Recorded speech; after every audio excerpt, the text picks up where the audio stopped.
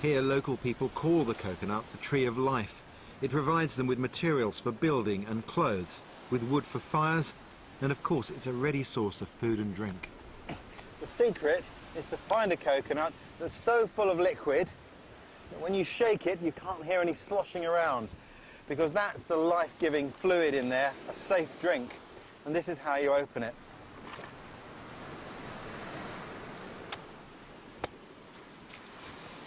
That first cut is to produce this, a little spoon with which I can scoop out the contents of the coconut later on.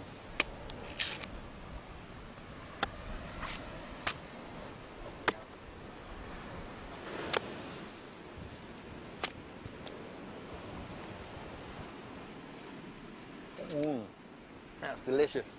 It's a warm drink, absolutely beautiful. Now you can drink about 4 of these a day.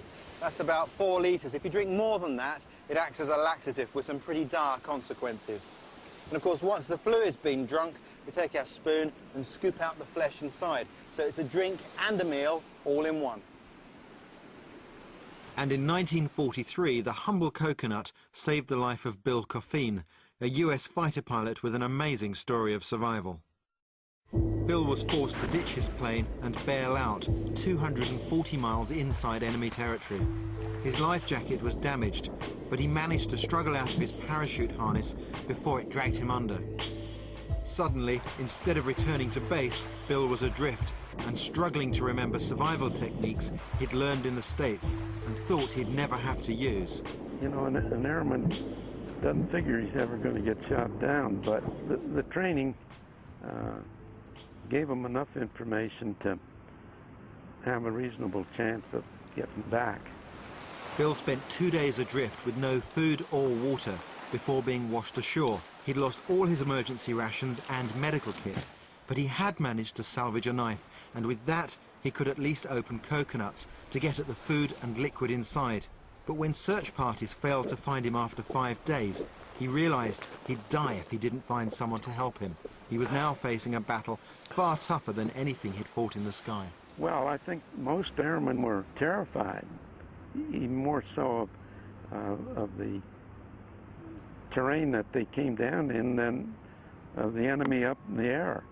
But he couldn't stay where he was, so for 3 weeks he paddled from island to island.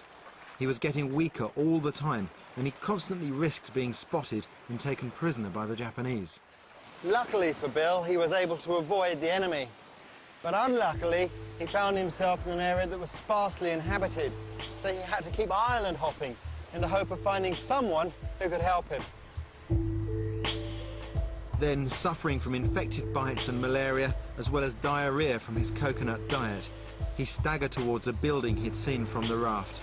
He was desperate to find help, even if it was an enemy camp. But all he found was a deserted plantation and some rotten eggs, which he forced himself to eat.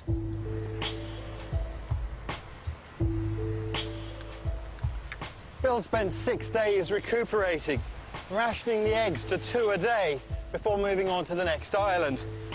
But finding no one there, he returned to the plantation to gather his strength for one last attempt. By now, Bill knew the US military would have given him up for dead and abandoned their search. He put to sea and paddled for 4 days before passing out in a storm. Amazingly, he drifted into an inhabited island 32 days after ditching. He was so weak that he couldn't stand. His weight had dropped to 7 stone, but he was still alive. By the time he was returned to his unit, he'd been missing for 72 days, and for half that time, he'd survived almost entirely on coconuts. They might not have kept him alive much longer, but knowing how to get into them for food and water had allowed him to live for just long enough. This is a mature coconut. When they're brown like this, that outer case becomes almost armour-plated, and they're very difficult to cut open. Consequently, we have to use a sharpened stick to lever the husk off.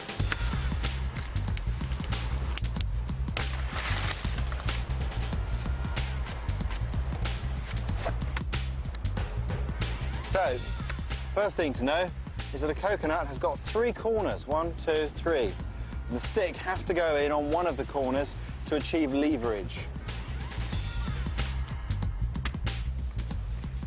that bear right down on it, a lot of weight.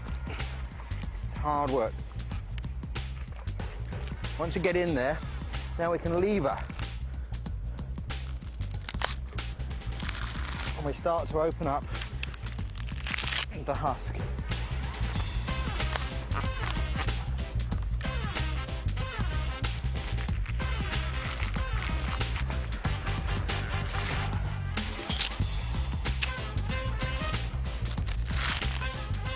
This may seem like hard work, but believe me, this is a lot easier than trying to open it with a knife.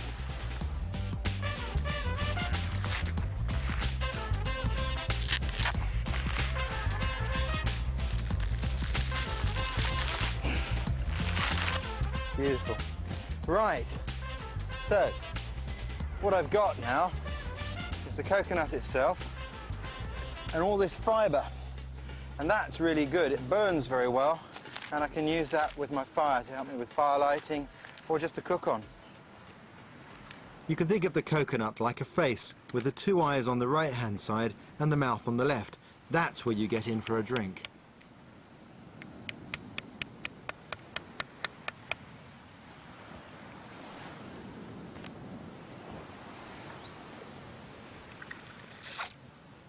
Ah, it's delicious. Now that's much stronger than in the immature coconut, but a refreshing flavouring drink, not something you drink a lot of. Now, to open the coconut, we have to strike it smartly across the top of its skull there.